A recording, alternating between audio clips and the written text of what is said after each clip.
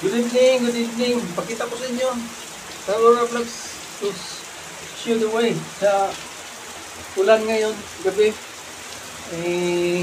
Ito ang payong ko.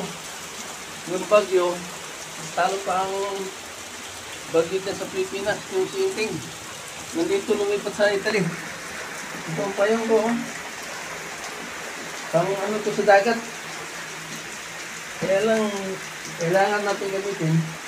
Pwede sa dagat, pwede din sa ulan. Ang laki ng payong ko. Sasagupay ko ang malakas na ulan. Kailangan eh. Dilim nyo. Ulan talaga. Lakas. Hindi kaya. Kaya lang umatras tayo. Hindi kaya ng payong, Okay.